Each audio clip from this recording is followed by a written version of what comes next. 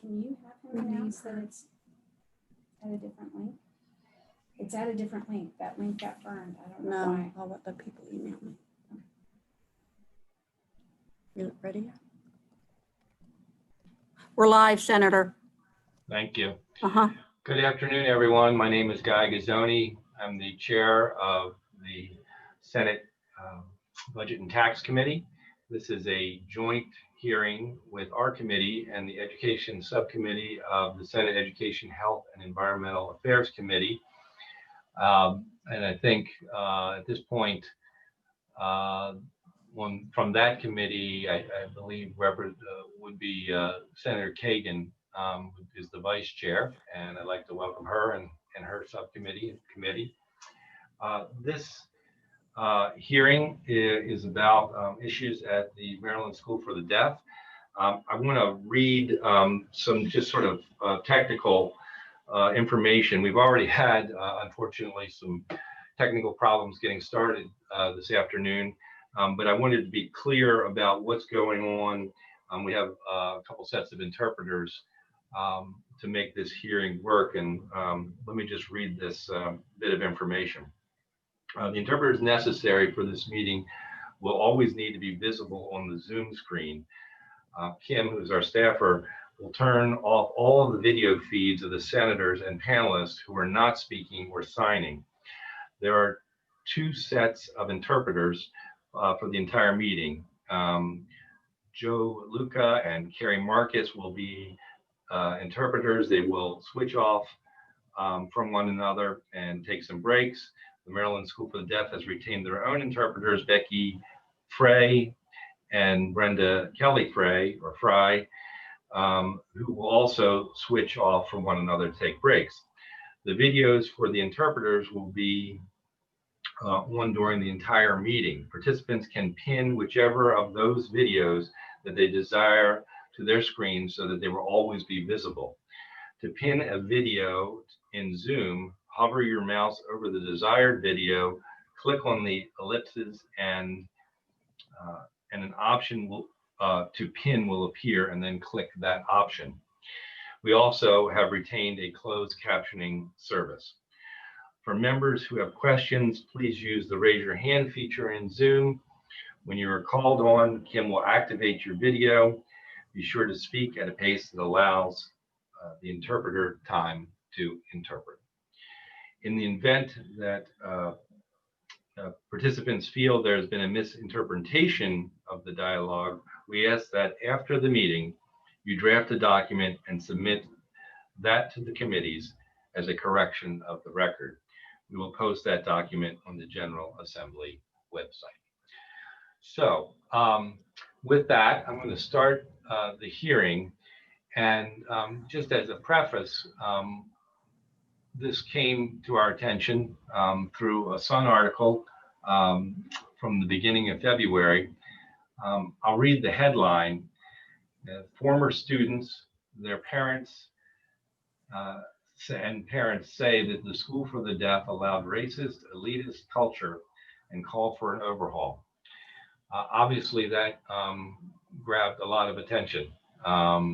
Very serious concerns that were expressed. This is an institution of the state. We clearly have a responsibility in oversight, and that is what this hearing is about, learning about what the concerns are from these individuals, hearing from the school itself.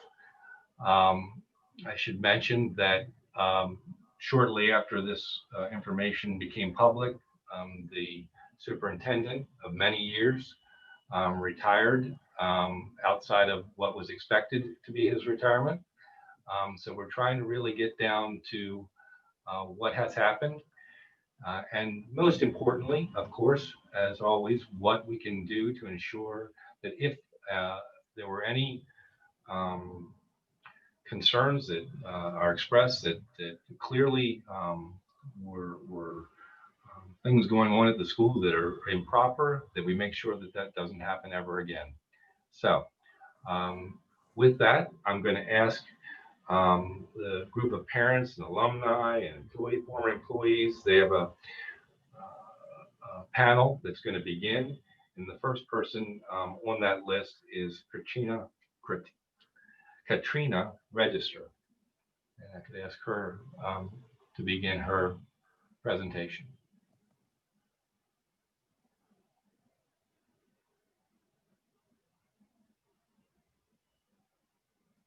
Hello, everyone. My name is Catrina, and I'm an alumni of the class of 2013. And in 2007, I was only 11 years old, and I was dating a classmate. I had a boyfriend, and he shared some nude photos of mine with the whole campus. I was shocked by this behavior, and he shared that through AOL, Instant Messenger, as well as email, which was a system that was used at the time. I started by having bullying occur to me and name calling and public shaming that occurred to me because of this.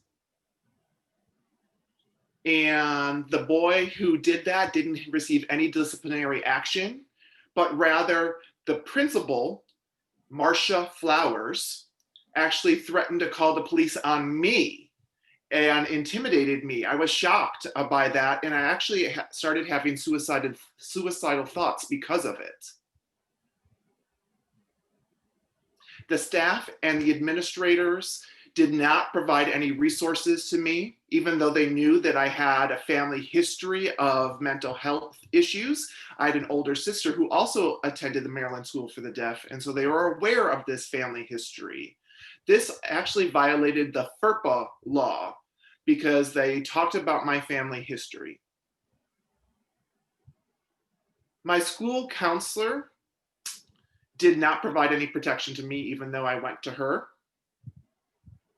When I was 12 years old, I met a gentleman who was 23 years old at that time. There was a 9-year difference between the two of us, and we started dating. He started by making a move on me, and we got into a relationship. And this wasn't only with me, he had done this to other women. And the school was aware, and they did not do anything about it. The staff and administrators did not call the police and did not arrest him as they should have, because he was a pedophile and he should have become registered as a sex offender and then became person non grata from the Maryland School for the Deaf. The school knew about all of this and everything that was happening to me and never protected me.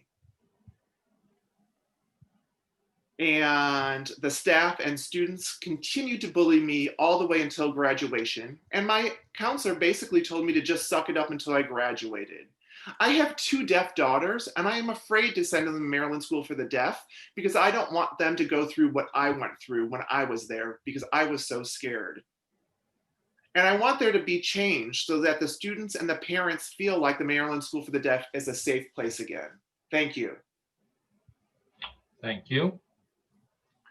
The next presenter, unless there are questions from anyone, is Catherine Griswold. Hi, my name is Dr. Catherine Griswold. I am a parent of an alumni, former director of nursing at Maryland School for the Deaf. I want to thank you for the opportunity to give this group the opportunity to speak to this committee about concerns related to Maryland School for the Deaf.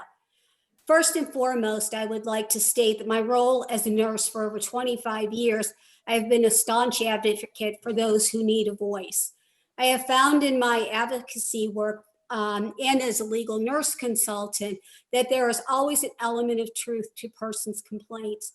I have found that when doing investigations and when there are patterns of behaviors and issues such as at MSD, there are merits to the complaints and they warrant further independent investigations.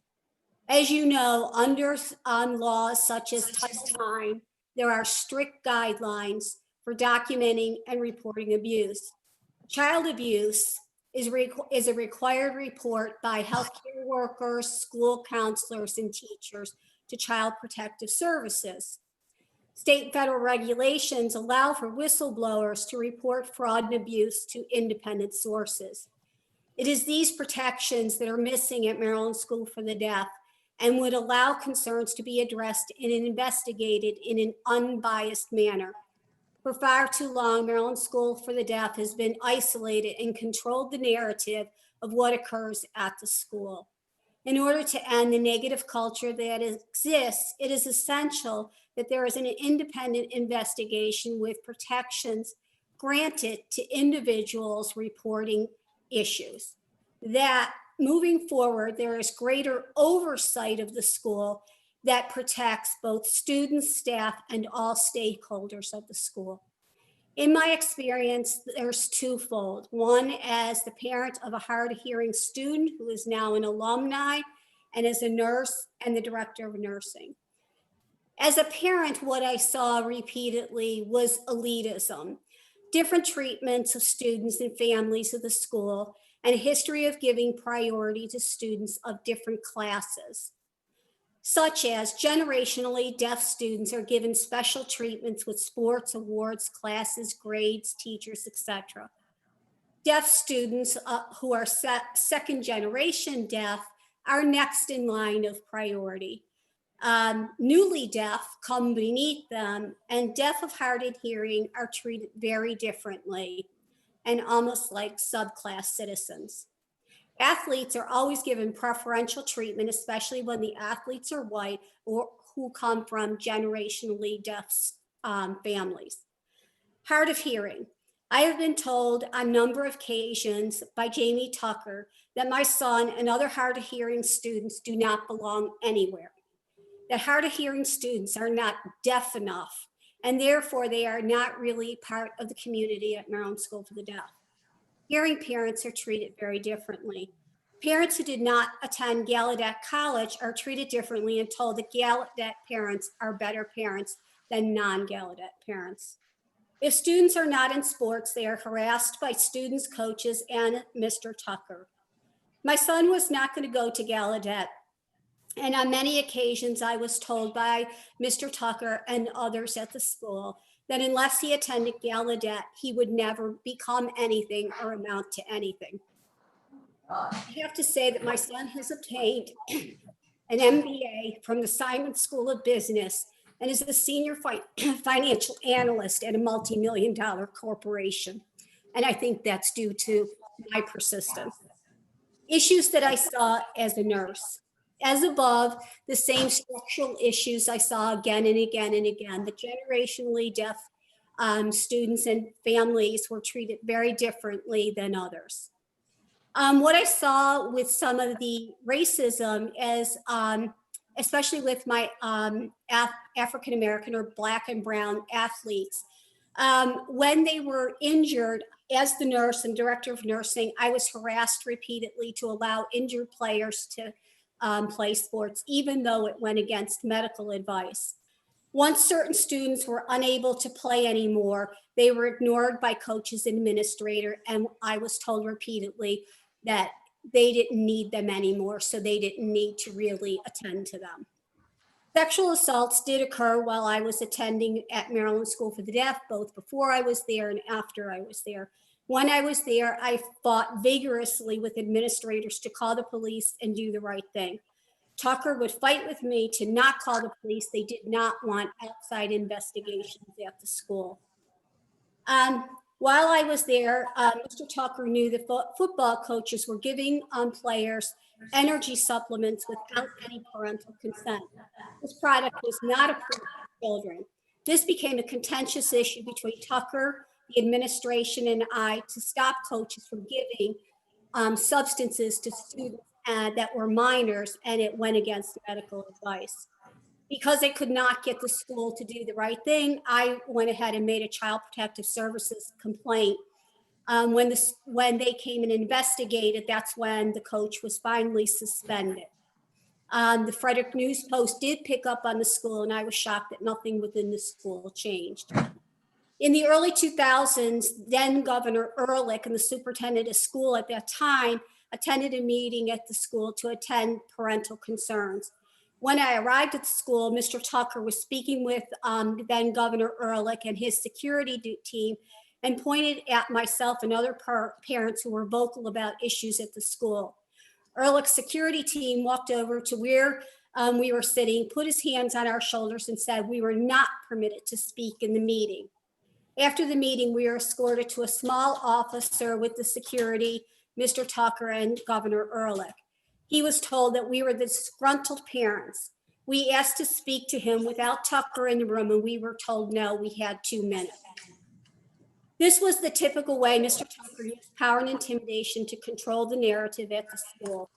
Ironically, when I worked there, I received an outstanding letter of evaluation from Mr. Tucker saying he gave me that because it was the first year that he had not wound up in a union issue because of the complaints with nurses. Mr. Tucker and a core group of others at the school have a long history of treating students, parents, and employees differently depending on being deaf enough, what school you went to, and other types of isms. I wish to thank you and the member of your committee for your time and your profound understanding that the need for change is now, that improved oversight and an independent method to report issues is necessary for the safety and welfare of all the stakeholders at Maryland School for the Deaf. I thank you very much. Thank you. How long were you a nurse there? I worked as an adjunct for, I think, 2 years, and I was the director of nursing for a year. And I left because I was very frustrated with trying to get administration to do the right thing. And as I stood strong, and when I made the CPS complaint, they started retaliating against my son. So I left because my son still had to finish school there, and I didn't want him to be the source of being picked on and harassed because I was trying to be an advocate for my students. You know, I valued the students there, and nobody should be harmed while in a school situation. Okay, thank you. Just a reminder to everyone. So I think what we've allotted, I believe, was 40 minutes for the entire panel. So I just want to make everybody aware of that and use their time appropriately as they go forward. The next one up is Maria Hourihan. Why are you doing that? Yes, hello. I'm Maria Hourihan, Sorry. and I'm a former employee as a teacher's assistant at the Maryland School for the Deaf. And I was there in 2012 when I witnessed an incident, a teacher's aide who harmed a Black student who was in the pre-K class. She twisted her hand and arm back, and the girl was screaming. I witnessed this event. I pulled the girl to me and held her. I was shocked about this and didn't know what to do. MSD hadn't trained me in any way to handle this kind of situation or how to report it. At that time, it was nap time. And so I waited for the teacher to show up. And once the teacher did arrive, I notified the teacher about what had happened and talked to the teacher in private about it. And I told the teacher that the teacher's aide hurt the student, and I expected that the teacher would report that to the principal. After that, there was no follow-up, nothing whatsoever.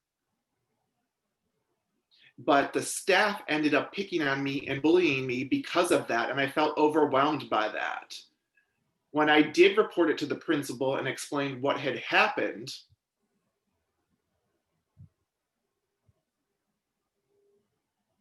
I wanted the principal to know that the staff had bullied me and given me a hard time. We came together with the staff and had a meeting, but the meeting was inconclusive. I wasn't able to express everything that had happened and what I was able to witness as far as that teacher's aide harming that girl. The principal was Jennifer. She actually left the meeting quite hurriedly because of some personal reason, and we were never able to complete the meeting. And so I ended up going home, and I couldn't stop thinking about this. I really wanted to get this out in the open and talk about it.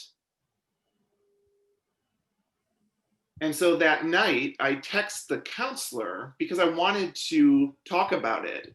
And it was Carlin, who was the counselor at the time, and she never responded to my text message. But the principal, Jennifer, did text me, and she asked me if I was okay. And I told her I wanted to express myself. But I wasn't of a clear mind at that time because of everything I had seen at MSD. I was just overwhelmed by all of it. So at that moment, I said, I will shoot. And I didn't actually mean to say that. There was somebody named Dan. He said, if there's a Black person near my daughter, I will shoot them. But you need to understand that my first language is Spanish, and my second language is English, and my third language is American Sign Language. And so I got the text incorrect, and Jennifer should have known that and should have clarified by having a video phone call with me. But rather, she called the police on me, and the police showed up at my house, and they would not provide an interpreter. They did write something down and use a laptop and said, can you read this? It was just one sentence.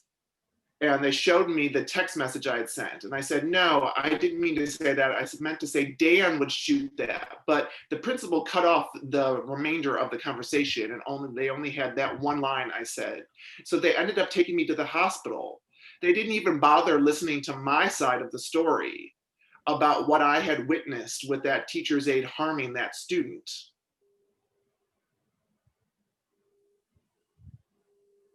And so I ended up being in the hospital for a week. I did have a breakdown twice and spent some time in the hospital. Since that time, I've been seeing a therapist. And I received the police report, and I was taken aback because they never got my side of the story. And recently I reapplied to work at the Maryland School for the Deaf because someone encouraged me to go back to working there because they knew that I was good at working with special needs children. But apparently the principal emailed me and told me it was some kind of mistake with the hiring process and I couldn't actually be hired. And so the sad part is that the teacher's aide that I witnessed, MJ, is still working there and she's not safe, the children aren't safe, and the staff is not safe. Thank you. Thank you. Let me also recognize that Chairman Pinsky, Paul Pinsky, of the full committee of Education, Health, and the Environment, I guess was able to get in. So we appreciate you being here, and certainly jump in anytime you want, Senator. Next up is Eric Woods, who's a former employee.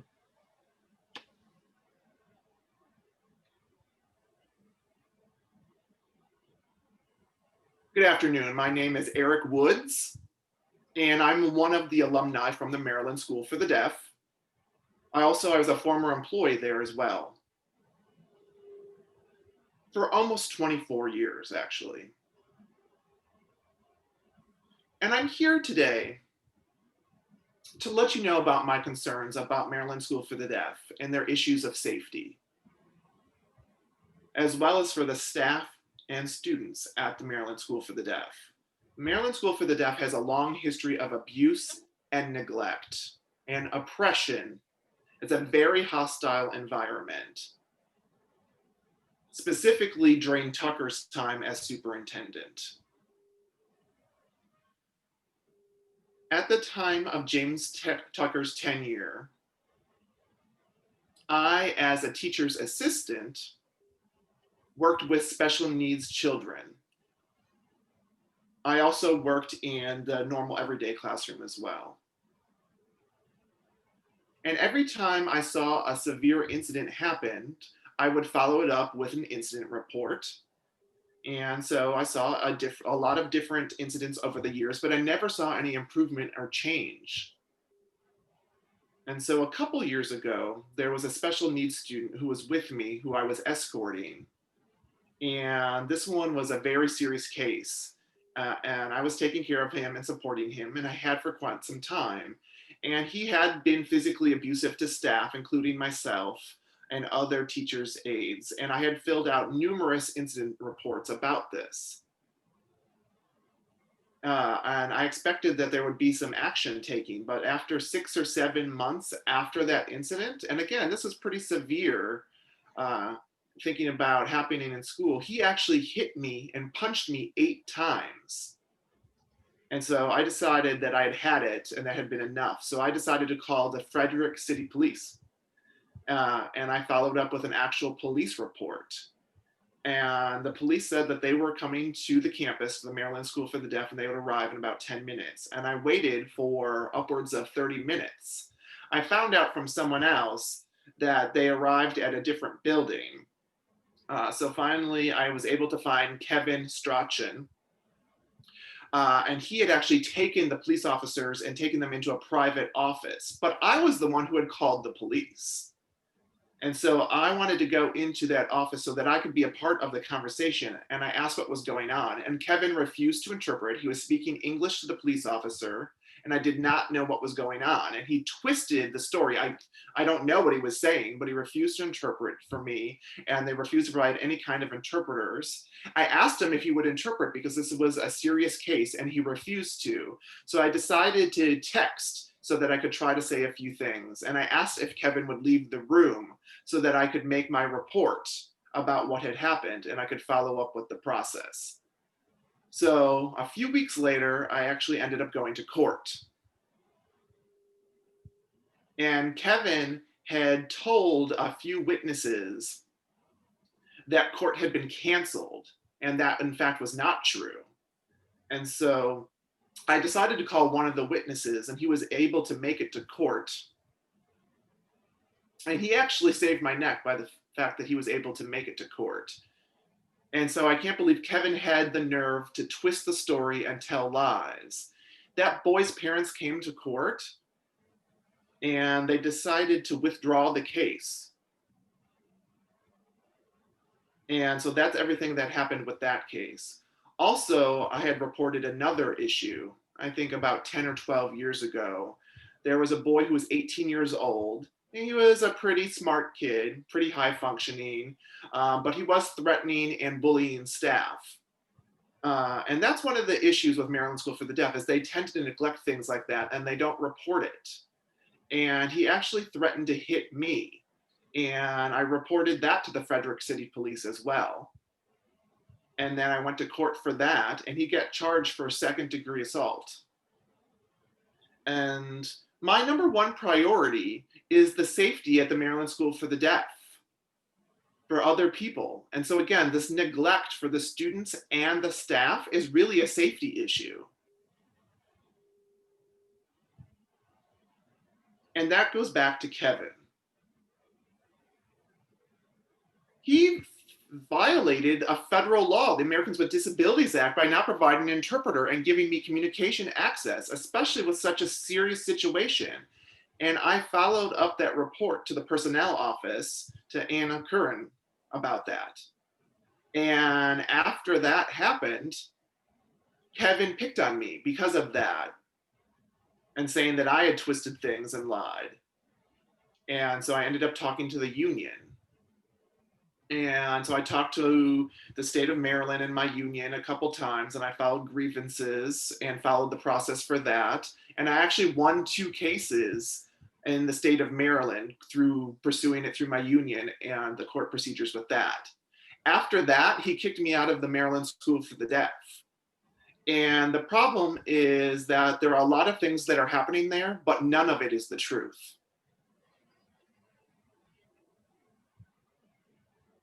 And I am concerned about the kids' safety with all of this neglect that's going on there. And there's no active discipline that's happening in any shape or form.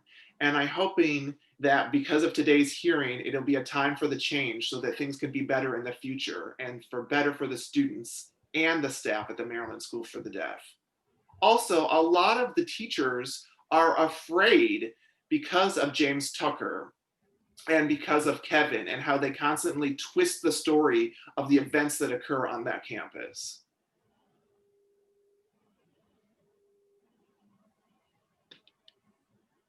Thank you. Okay, that's it for now. Thank you. Thank you. Sarah Rosen.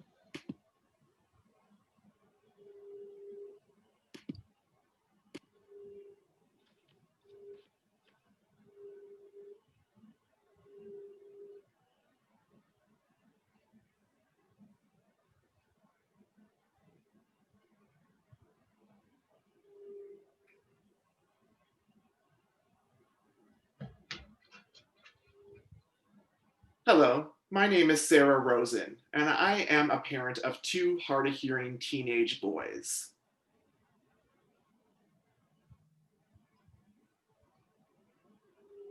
And there are some serious problems that have occurred at the Maryland School for the Deaf. Talking about OAG and MSDE and the state legislation, they turn a blind eye, even though we have made reports about many violations that have happened within the Maryland state system as far back as 2000. Now, I've sent an attachment, which I hope that you will review carefully. Is Maryland School for the Deaf a private school or is it a state school? That's the question that I have. And if it is a state school, why is it separate from MSDE?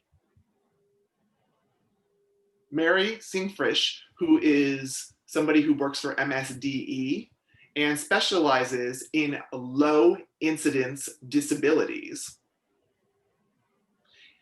should be knowledgeable about appropriate services for deaf and hard of hearing students. So why isn't she collecting our concerns and reporting them to MSDE?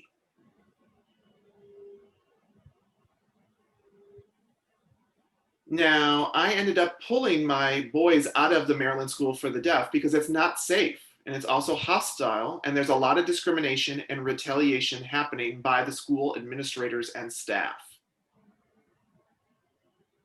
And MSDE has not gotten involved, has not been opening to hearing any of these concerns. And it's not just the concern of mine and mine alone, but many people. And the things that I've seen, there's been many threats within the Maryland School for the Deaf system. And there's no oversight or protection whatsoever. And the OAG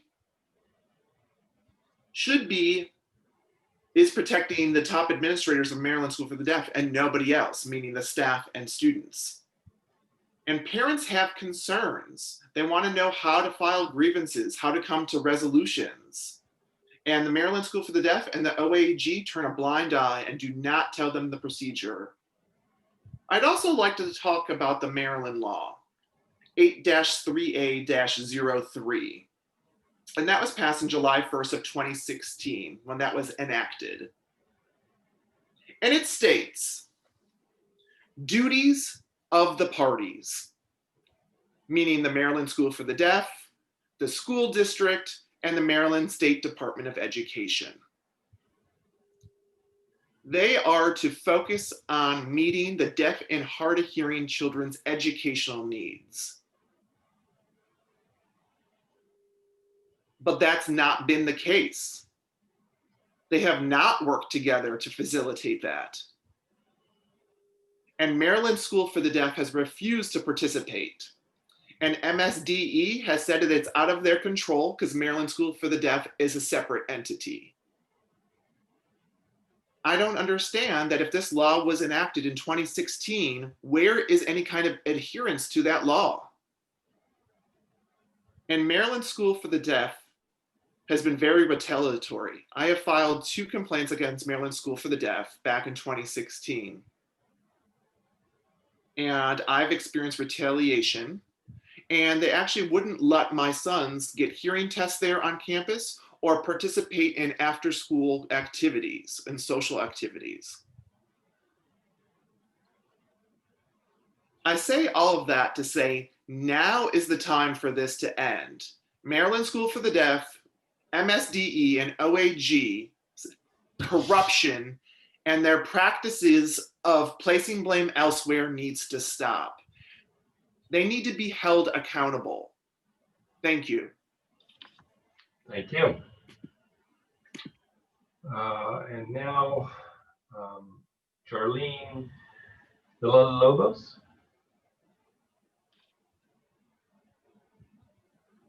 Hello, I just first wanted to thank you for hearing us today.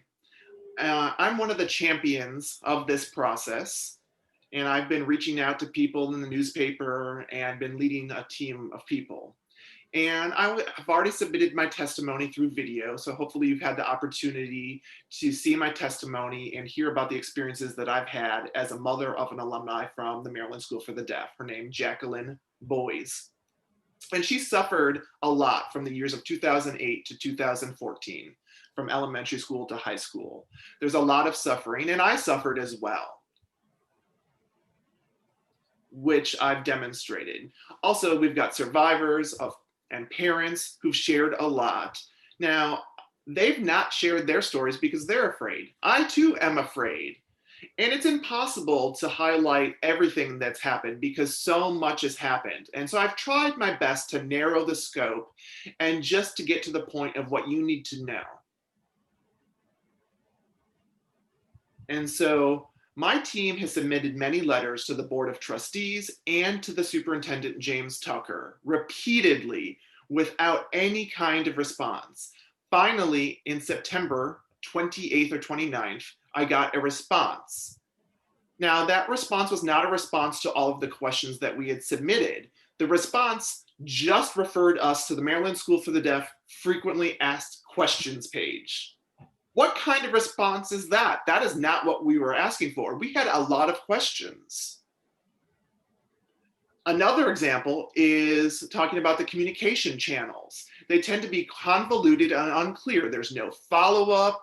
There's a lot of finger blaming and getting sent in a lot of different directions that go to nowhere. And that's because the administrators are in control and they don't want anyone outside of the Maryland School for the Deaf to know what's going on, because they're afraid that it will open up a can of worms if the public were to know. And parents try to sit down and discuss their concerns with administrators, but every single time the administrators minimize it as if it's not something that is severe. And there's no follow-up or resolution to any of those concerns. And really, the core problem can be really kind of watered down to three factors. There's severe bullying, and not just run-of-the-mill type bullying that happens in any kind of school in the United States, but severe bullying, as well as favoritism. And I'll explain a little bit more what I mean by favoritism in just a moment, as well as elitism. And talking about elite families and how they get the best treatment, better treatment than non-elite families. And non-elite families meaning those that have children that are academically challenged, emotionally challenged, not athletes, or quote unquote struggle with life in general. And so I want to talk about LBE, which is the Life-Based Education Program. There's a building, which is the Vedditz building, which is across the street about, I would say, a quarter of a mile from the main campus for the Maryland School for the Deaf. And there's a high school there, a middle school, cafeteria, dorms, and some offices. So I just want you to understand that physical distance, a quarter of a mile between. So administrators like Kevin, Jennifer, Lori Viejo, Marcia Flowers, James Tucker, Melinda Padden, and then the list goes on. They look down on students that are BIPOC, or emotionally challenged, or academically challenged, or non-athletes, or have any kind of quote unquote behavior issues and are struggling. They dump them over at the Vedditz building. And that's true. I have witnessed it as a mother. I've seen it with my own two eyes. It's absolutely true. Do not tell me that it's not. So even though the teachers in the LBE program would occasionally recommend that the students didn't belong in that program because they may have a lot of potential educationally and they should be sent back to the main campus rather than be a part of that life-based education, the administrators tend to be very dismissive of those recommendations and never transfer the students back to the main campus. The LBE students are not well trained and they're not well prepared for the future of college or employment. They're just not. I also wanted to mention Lisa Smith, who is a Black social worker at the Maryland School for the Deaf. And her office is in the Vedditz building, which again is separate from the main campus. Finally, she got her office moved to the main building, which is the Eli building. And that's something that just happened in 2014. Now that conflicts with the law of separate but equal education, which was passed in 1954. And so, like I mentioned, there was a fourth of a mile difference. And why I keep emphasizing that physical difference is that if you have any kind of physical challenges, you have to walk to the main campus to go to the cafeteria, to go to offices, to any theatrical performances or any kind of activities. You physically have to walk, and that's not how it should be. I also wanted to emphasize that the Maryland School for the Deaf has two campuses. There's one in Frederick, Maryland, and one in Columbia, Maryland. And I'm sure you're probably aware of that. At Frederick, it's a mostly white elite family is the student body. Whereas in Columbia, there's a lot of BIPOC, as well as some academically struggling students. And so when students become high school age, because Columbia only goes through 8th grade, they then have to transfer to Frederick as they go into 9th grade to start high school. Often what happens when that transition comes is they continue to experience segregation. And I feel bad for those BIPOC students and how much segregation they experience. And they're not receiving a quality education. And they have been well raised prior to that, but now they're not experiencing that in Frederick once they start going there. And the BIPOC student bodies, generally there are a lot of white students, but I wanted to mention the BIPOC students. They generally are enrolled in a 5-year program, or they're held there on campus until their 21st birthday, whereas the white students are not. So when you look at Maryland School for the Deaf and look at their two campuses, you really need to understand that there are very few BIPOC staff members, very few, when you're looking at the statistics. For example, when you look at administrators, there's only one. There is one Black administrator out of both campuses in total, one. And BIPOCs often do not have the same opportunities as white students. BIPOC athletes are encouraged to play sports. Andy Boyeho, who is the athletic director, would encourage them to play sports, but wouldn't support them academically. And so they're not well prepared for the future. Whereas the white students get to be involved with a lot more opportunities. Also, I wanted to mention CTE, which is the technical education.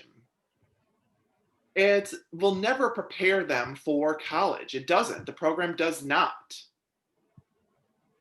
The career technical education program is not a viable option. The Maryland School for the Deaf invests all of its resources on the elite white students to make sure that they're college prepared, whereas the other students end up being oppressed. And there are not many teachers that actually are certified there at Maryland School for the Deaf. Very few of them are, because the teachers that are hired are all based on favoritism and who they know.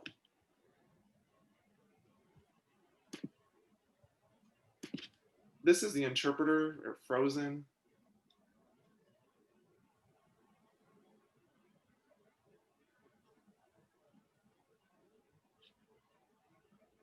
Not sure if she got disconnected or what happened.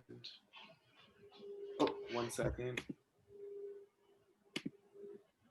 All right, let's see where I got left off here.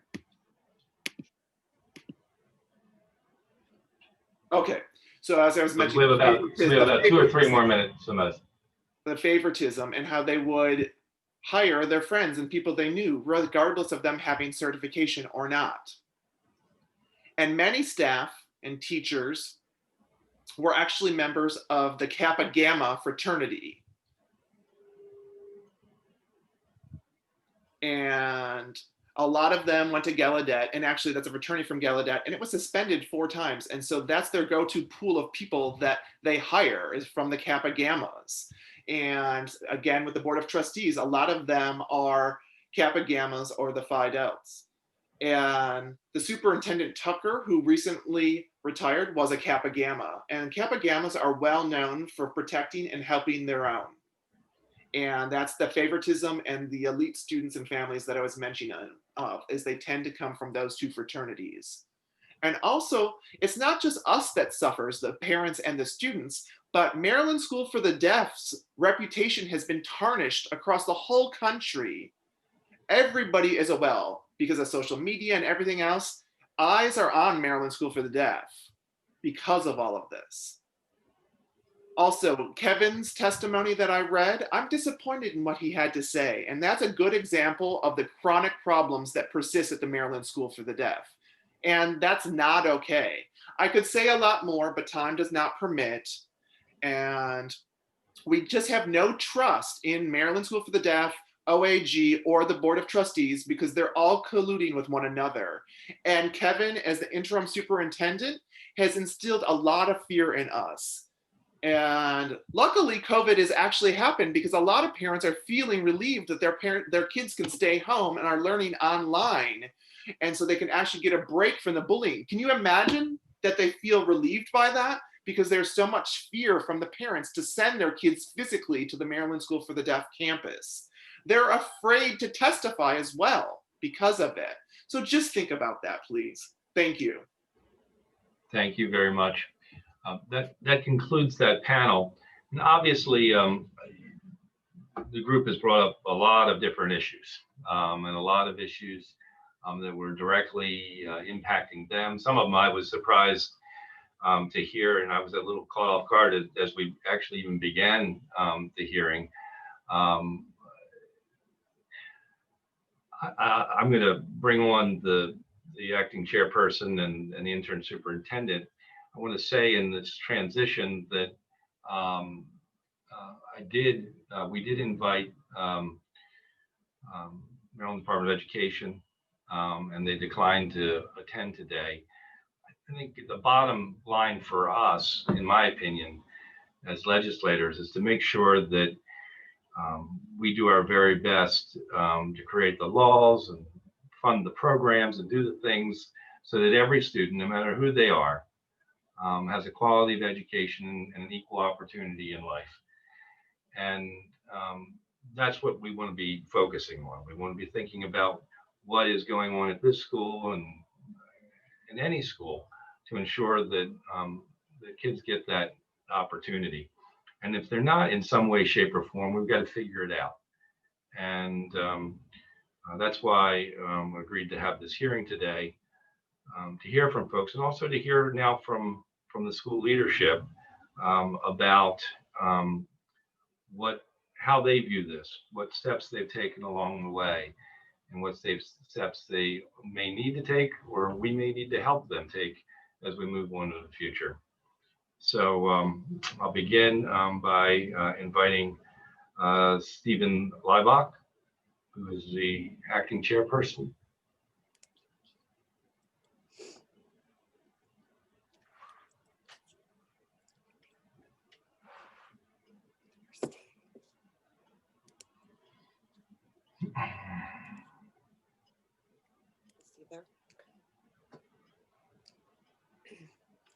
Hello, Yeah, yes. distinguished members of the committee and all the attendees at this meeting today. My name is Stephen Leibach. I'm the acting chairperson of the Board of Trustees for 8 days. I started my position on October 1st.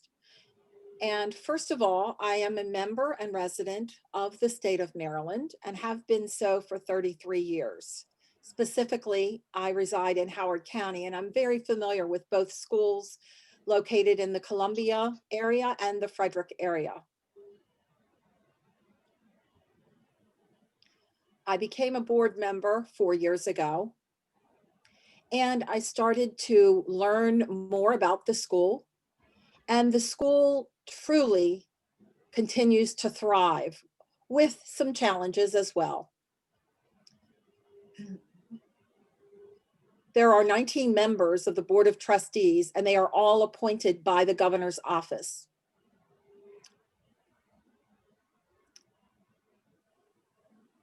Since June 26th to present, we have hosted 10 meetings. Normally, we have 4 regular meetings annually, but this time we have had 10 meetings because we have received letters of concern that we need to recognize. We've had 5 executive committee meetings and 5 regular meetings of the Board of Trustees. To discuss various issues, and the 2 areas were personnel, that we cannot go further, and legal issues. The rest of the issues were held in public forum, and people were able to watch and participate in the meeting on our website. The purposes of those meetings were to do due diligence to make sure that we were in compliance, to check with the MSD administration. And now I'd like to introduce our interim superintendent, who started on September the 4th, Kevin Strawn. Kevin? Hello, everybody. Can you hear me okay? Kevin, Yes. Great, great. I don't use my voice very often. I've been at Maryland School for the Deaf for 25 years. And almost all communication is through signs. So it feels very odd to be looking at people I know and speaking. Thanks for the opportunity to talk to you today. I've been here at the school for 25 years, as I said, first as a teacher. Then I became the assistant principal for high school. Then I became the Frederick campus principal. And this year I'm serving as interim superintendent. I sent you a statement recently talking about the school, talking about my response to the kind of alarming things that were said in the Baltimore Sun, and also the work that we're doing to make MSD better. This is our 153rd year of existence. It's a really hard one. We're closed due to COVID.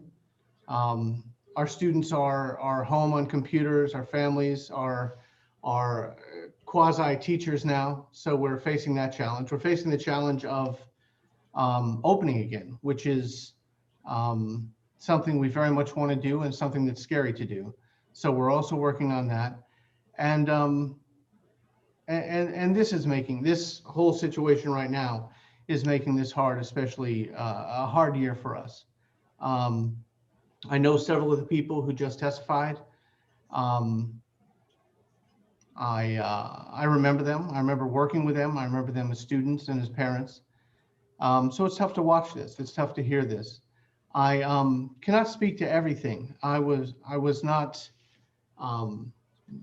a teacher for some of what was just said. I've been a principal. Most of my administrative time was principal at Frederick and not at Columbia. So there's some areas that I don't have direct information on. But there's some of that I do know. So it's hard to watch. A lot of it is also hard to understand. I simply, what is being described here is not the MSD that I know, is not the Maryland School for the Deaf that I know. I'm not saying that I haven't heard some of this before, but I'm telling you that this is not the school I know. I know us as a very strong school, as a model school. We have fantastic teachers and staff. They work very hard to raise and support students. I've been here for 25 years. Every year I watch seniors get on stage and graduate. We have students who enter the world confident and prepared. I see a school that does very good work. We are not perfect by any stretch of the imagination. I don't mean to imply that somehow the human condition doesn't touch Maryland School for the Deaf. Like every other place, we do have things that we're dealing with. But despite those imperfections, we have a very good school. It's run by very good people, and we have a very good staff. And if I didn't know that before, I certainly know it since COVID. Our people are doing heroic work right now. It hurts me to hear a lot of this, and it hurts to think that their work is being questioned. So it's just really hard to understand some of the things that have been shared here and that have been shared in the number of letters that have been sent from this group. Let me explain what I think is happening. Back in, I don't know the year, 2013, 2014, maybe 2015, there started to be a surge of social media, and we saw strange energy, and we saw strange anger from people in our community. Social media was new to us, and we also were seeing terms that we weren't familiar with. Intersectionality and trigger warning and safe space, unpacking bias. There was new things happening in our community. Much of this was probably coming from college campuses. Young families were bringing it. New employees were bringing it. It was becoming much of the language of social media and of much of our community. So we recognized that we needed to understand this better and to address it better. Then 3 years ago, we created a position called Coordinator of Equity and Inclusion. This is a person who came in and basically helped us understand this new way to us of seeing the world and understanding people's concerns. She provided a lot of training and leadership to leadership and faculty, to staff, full review of the curriculum. She became in many ways a teacher and a mentor to those of us at the school. How to unpack, how to talk, how to deal with concerns. Then 2 years ago, we created a position called the ombudsman position. It was not really a position, but more duties assigned to somebody. And this was just another place that a person could go to seek guidance, to get help. If you weren't quite sure who to ask and you were not feeling safe, it was another way for people to be advised how to navigate school structures. So anyway, this was the work we were doing. And then we learned a lot. I learned a lot from this process. And then COVID hit. And then at the end of last year, or the end of last school year, George Floyd was killed at the end of May. And then in the weeks and months following, there was a lot of emotion. We had our own BIPOC, our own Black employees raise a number of concerns. They asked to meet, and we encouraged them to meet, and then they met with leadership. And like much of the world, like much of the country at that time, there was a sense of, hey, enough's enough. We need to move faster. We need to do better. There needs to be more Black teachers. There needs to be more Black people in leadership of the school. There needs to be more sensitivity training. And a look at policies. So at the same time, in those weeks following George Floyd's death, we had some families and community members writing letters to the Board of Trustees.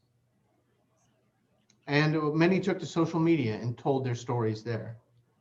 And then some called themselves survivors, and they were anonymous. I didn't know members of this group. I don't know who they are.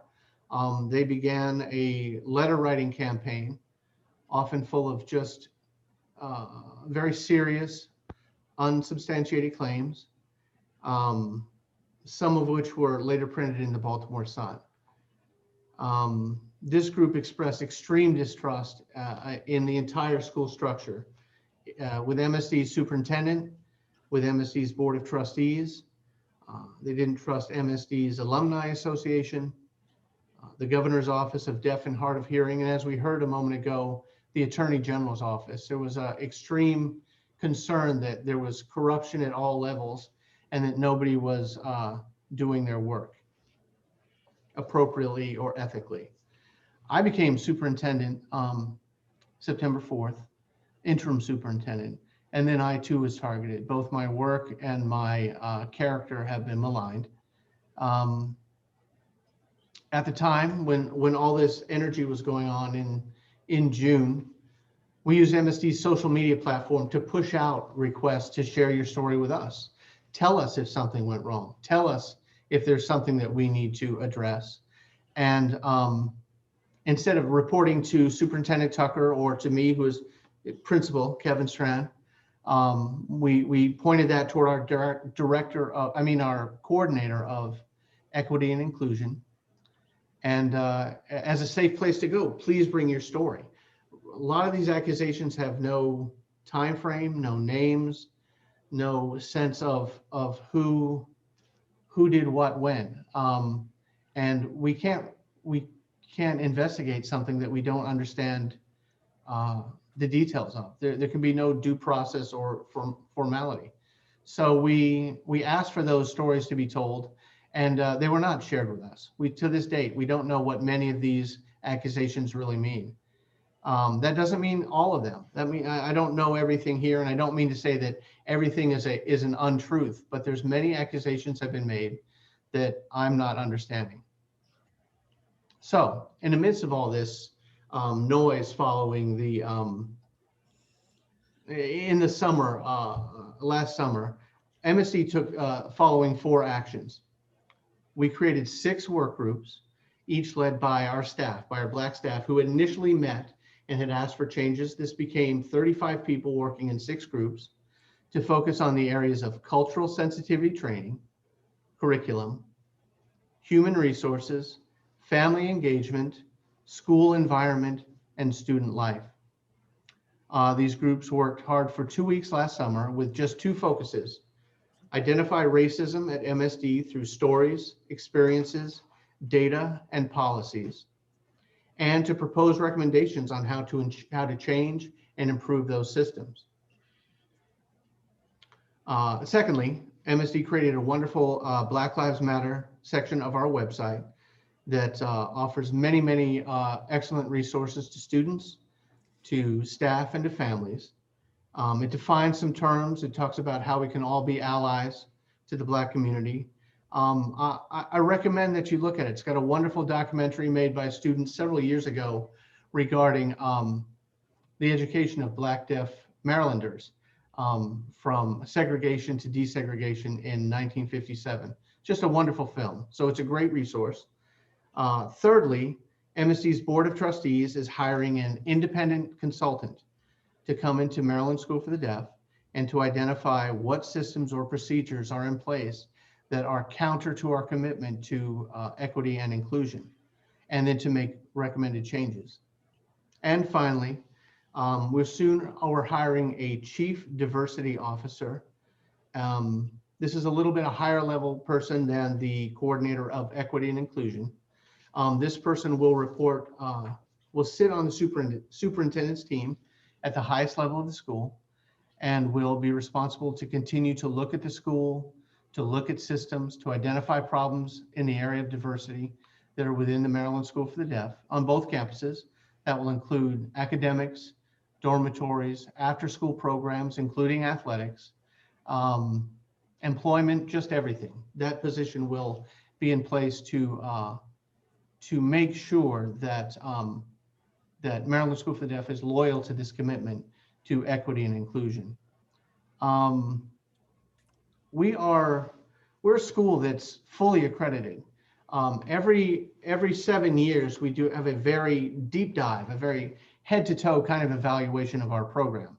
Our last accreditation was just 3 years ago. When we have that evaluation, all of our staff, all of our families, and all of our students, grades 4th through 12, are surveyed. They're asked many questions about the strengths and the shortcomings of Maryland School for the Deaf, and they have the right to speak up and share those thoughts there. At the evaluations that we got on these surveys that we got back and interviews that were done 3 years ago, we were told about concerns about equity, concerns about not enough Black teachers, not enough Black leaders. We did learn that. But some of the things that were in the Baltimore Sun, the reports that were in the Baltimore Sun of casually using racial slurs, locking children in rooms, draconian measures for discipline, none of these came up in our evaluation 3 years ago. Further, we had accreditation 7 years prior to that. Again, the entire community has an opportunity to share their feedback on the program And that too has no evidence of some of the terrible things that are being said. When we just passed our accreditation 3 years ago, the Middle States Association Commissions on Elementary and Secondary Schools gave MSD its very highest rating, the highest level you can get for accreditation. It's called, we now follow the Sustaining Excellence Protocol. I also want to say Maryland School for the Deaf, is our title, and often the word deaf is focused because that's our unique population. But Maryland is also in our title, and we're very connected to the state of Maryland. MSD is completely compliant with the Maryland State Department of Education. We are, from how diplomas are earned, to instruction, to assessments, to IEPs, IFSPs, discipline, code of conduct. We run this school based on the wishes of the Maryland State Department of Education. Can I ask you something about that, sir? So what is your routine interaction with them, and do they have some person or group of people assigned to the school, and how often is your interaction? Yeah, can you hear me okay? Yes. Okay, our school collaborates mostly with Marcella. I'm not sure how to say her last name. Yep. Yeah, she's our main contact. We have representatives who attend all state meetings, assistant superintendent meetings. We are very much a part of all the meetings where expectations are cleared. We receive all mailings. We're connected to all emails. We are regularly audited by them. We are regularly providing reports to them to show that we are in compliance with MSDE. Okay. We're also fully compliant with Maryland Department of Health and the Department of Health and Human Services for, Department of Human Services for the running of our dormitory program, our residence halls. And we're in full compliance with the Department of Budget and Management for all things HR and all things financial.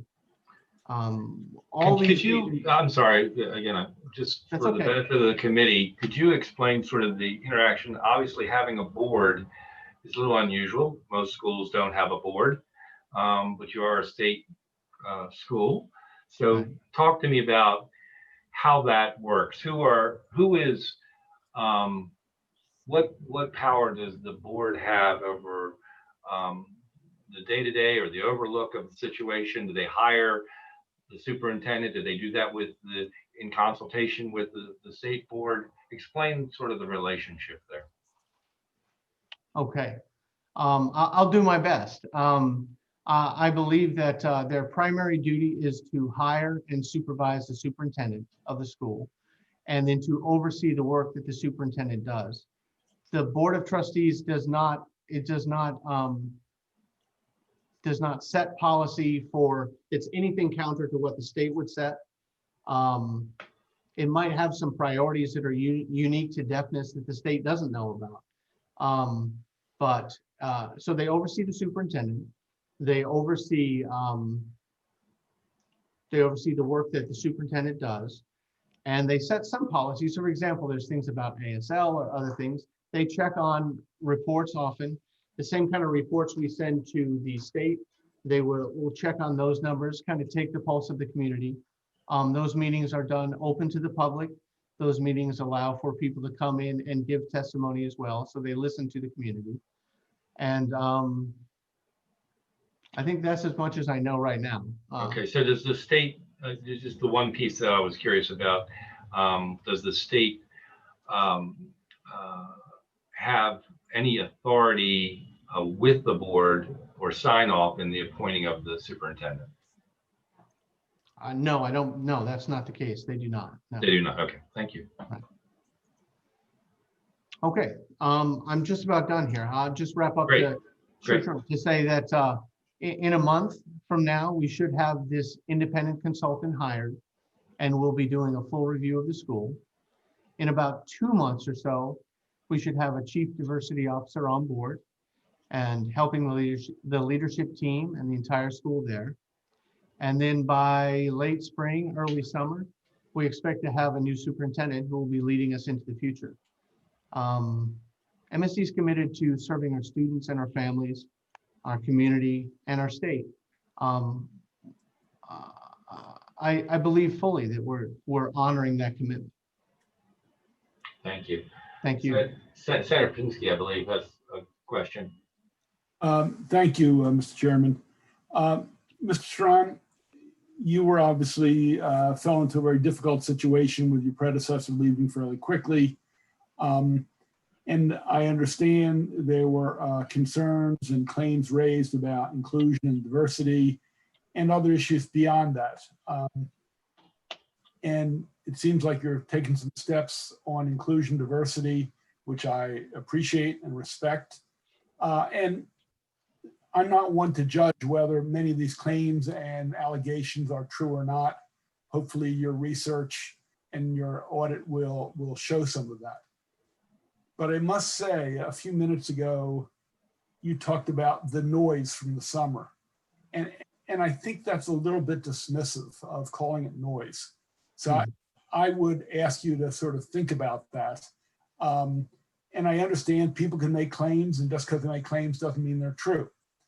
But I think reflecting on those concerns and allegations, non-issues from parents and former employees, even if a majority are shown not to be true, there's usually a grain of truth in a lot of things, as well as the issues of inclusion, diversity. We all have things to improve on and learn. I, for one, am in part of that group. I think all people who are of the white race have things to reflect on from the minority community. So I think you need to be careful of calling those things noise. I think that sort of reduces it. And I think we have to be a lot more careful if we want to send a message of an openness and transparency and inclusion. I think we have to give a little more respect than that. So just a comment from listening to it, and I'm not here to judge. There have been a lot of claims. I don't know if they're true or not. You know, I read the paper, you know, I believe no investigation, no right to speak. So if there's a thorough review and audit and it comes up with recommendations and some have proven true, then obviously we expect to act on it. And those that can't be proven and there's no evidence, then you have to move on. So thank you, Mr. Chairman. Thank you.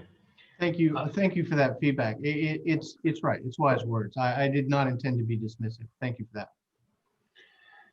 Can I ask you just to speak to this question, because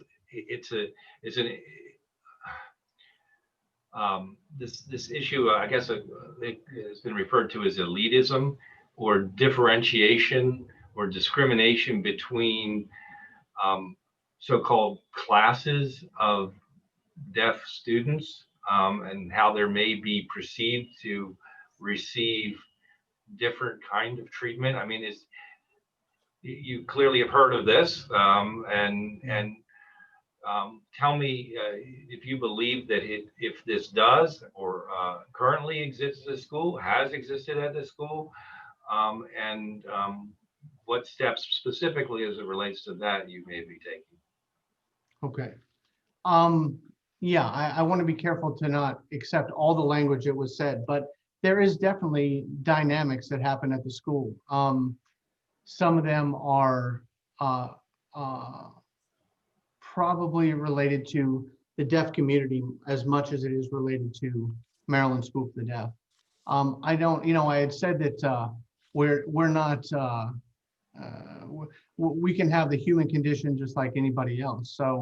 So there are people like in the Black community, some folks are not Black enough, or some folks are you know, it can happen in the deaf community as well. I've seen it, that those families that are strong deaf families with generations of deaf parents are proud. They are the, if you I guess I can understand how that may happen in society. What I really am concerned about is that it doesn't happen from the leadership, and the leadership of the school doesn't treat anyone differently. That's the bottom line. We all know that life is not perfect and there's complications in the world and all of that and past stereotypes and behaviors. But the real question is, as a state institution, the state school, are the leaders and all of the employees in a position that they're not treating people differently because of any kind of discriminatory manner? Yeah. Okay. Yeah, it's been my experience that we are equal in that. I heard Ms. Griswold talking about her son and her experience and things that Mr. Tucker may have said to her some time ago. I was a teacher at the time. I taught her son. In my time in administration, I have not seen a push to support some kids and not support others. In fact, I would argue that as a school, what we're doing is those kids who have skills and who have privileges and who have families and are well off, we often are putting our energy toward the students that need more. So in my time in administration, I have not seen us as a school favor some kids over others. Well, I certainly would hope not. And I Right, hope right. that as you move forward, clearly people think you have. Some Yes, people right. have think. So as you move forward and I agree with Chairman Pinsky is, I applaud the fact that you've taken some steps and with the diversity officer and such. I hope that those messages and the training that may be necessary, the classes that employees may need to take, whatever it takes, that at the end of the day, that's not a perception that exists. That would be my hope. Indeed. Okay, are there any other questions from the committee? All right. Then I have a list of some folks who are going to testify, citizens who are testifying. Pull that up. I believe there are 4 witnesses, Mr. Chairman. Yes, Dr. Barbara Desmond is first.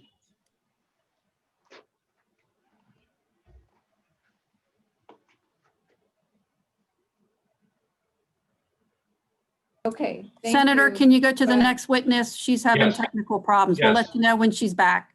Willie Flowers.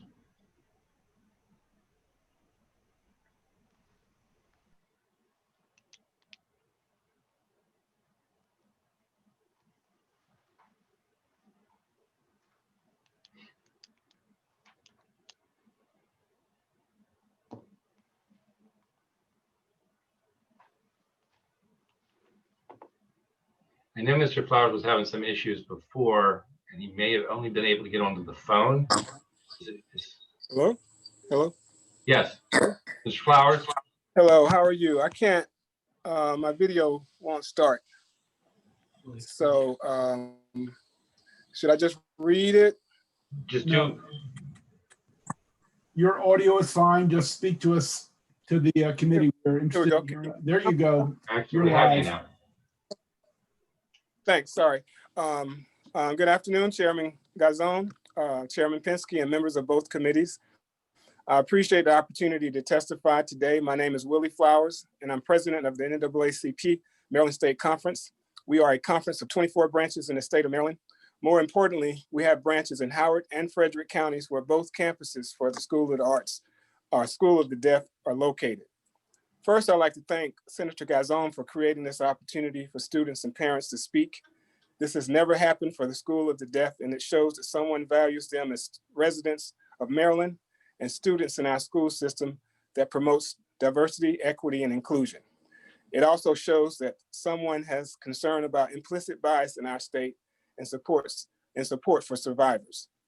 As the branch president of Howard County NAACP, 2 years ago, I was contacted by a group of students who relayed to me that they had been victims of racial discrimination, disrespect, and constant bullying while they were students at the School of the Deaf.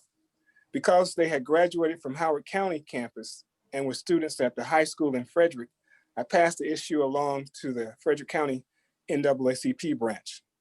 I regret that decision until this day. I regret it because I didn't take steps to do what we are doing today. The details students presented then were painful to even mention now, and the documented levels of disrespect and neglect by teachers and administrators should have never happened. And again, I'm ashamed that any child or student has had to experience such trauma and have it as a memory of their years in school in the state of Maryland, anywhere in the state of Maryland. I will not take time up by itemizing point by point the negative experiences. I will let the students express themselves. My job today is to remind everyone that the reason we are here is to put young people in the position to be successful and to explore their dreams. That is our job as educators. The only reason I'm here is to respond to the advocacy of students who place a lot of trust in the administration of the school for the deaf to protect and defend them, and it looks like that was not always done. The system failed them.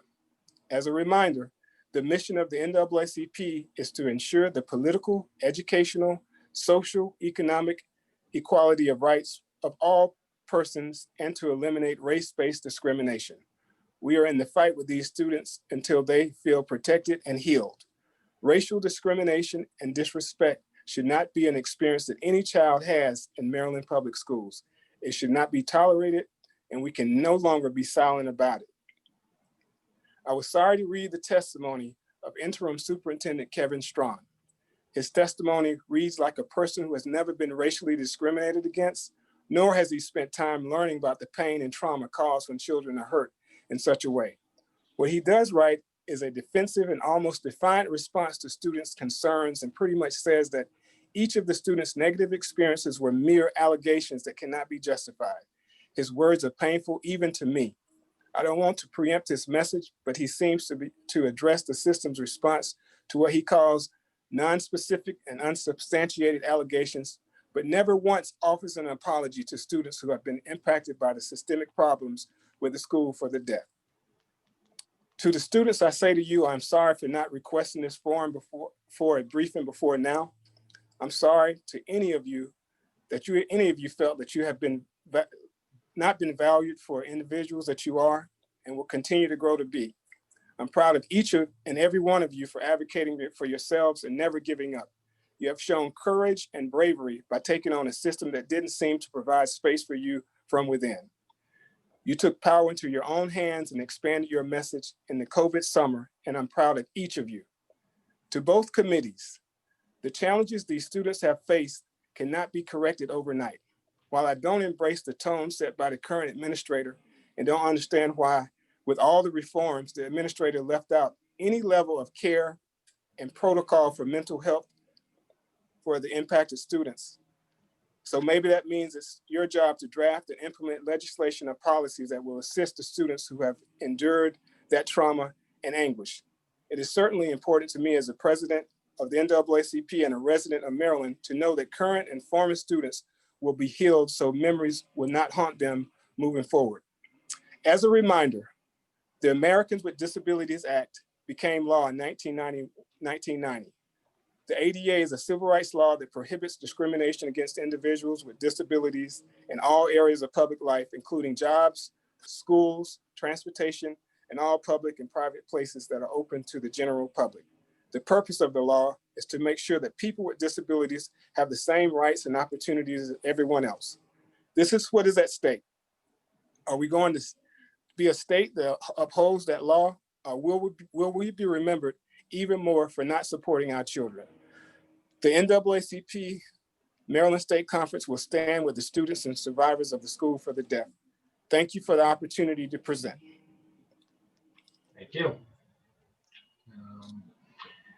Let's see any questions. So I'm going to move on to back to Dr. Desmond if she is on yet. Do we know? Kim? Yes, she's by phone. We just unmuted her. Okay. Hello, There we go. this is Dr. Barbara Desmond.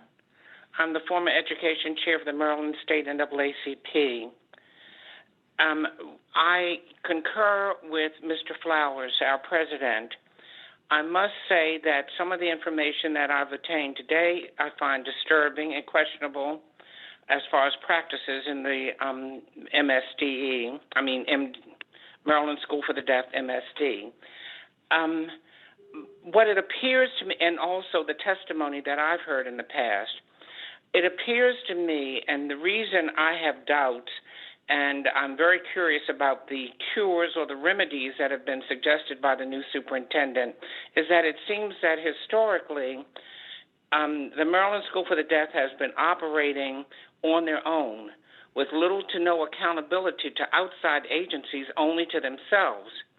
I looked at the response from the Maryland State Department of Education, which essentially says that they had very little domain or authority over the Maryland School for the Deaf, and I think that's questionable. In essence, that MSDE is responsible for compliance for that school as well as all the others in Maryland who are public institutions. Historically, I can only attest to what we have heard within the NAACP and working, as you know, many of you might know, I've worked with equity issues with the State Department for many years. We've even helped write one of the bylaws on multiculturalism, on dealing with diversity, which right now is still in force in the state. What we have heard is historically that pardon me if I'm getting these, Maryland School for the Deaf has a reputation among educators, and I have been an educator for over 40 years and was assistant to the superintendent in Baltimore County, headed up the state task force under Elijah Cummings, et cetera, and Senator Dolores Kelly on diversity and seeing that all students were treated fairly. The information that came to us even up to 15, 20 years ago, that the Maryland School for the Deaf historically has a reputation for being resistant to disabilities or multiple disabilities, and that they're very ideological as far as viewing students as being deaf, but that associating that with culture, not necessarily with a disability, which it can be deafness, hearing loss under the American Disabilities Act.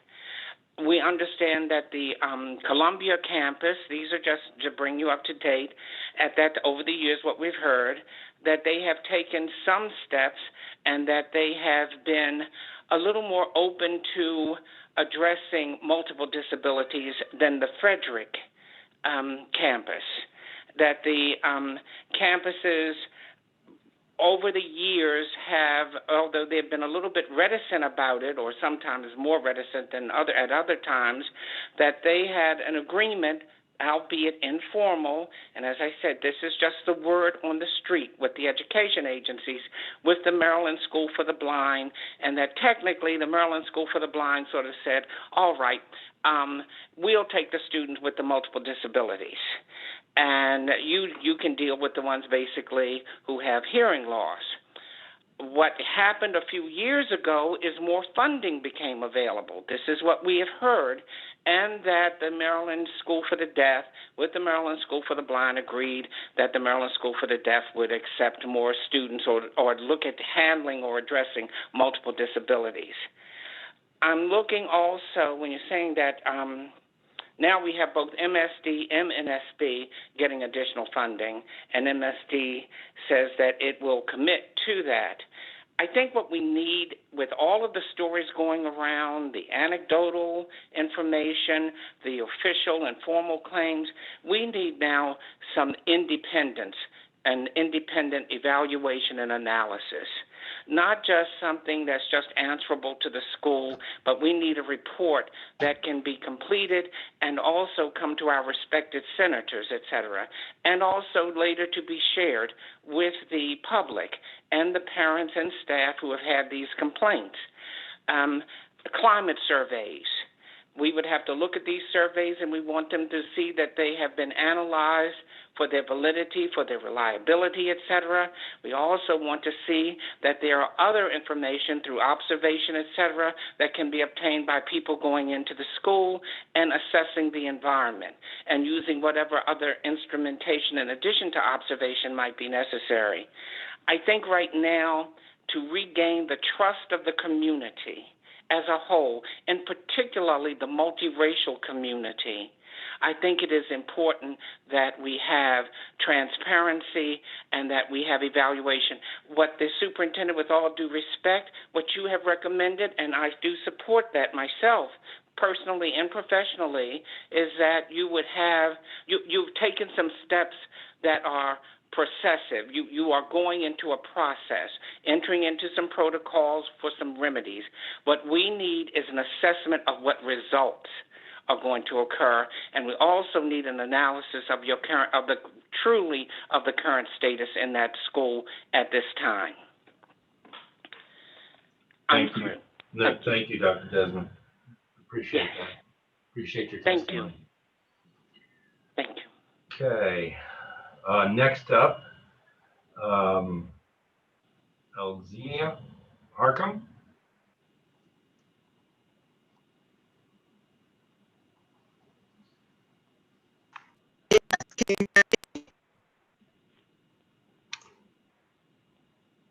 Hello?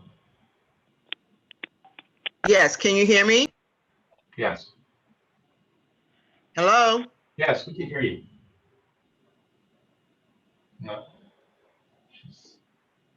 Your mute is on right now, so you need to.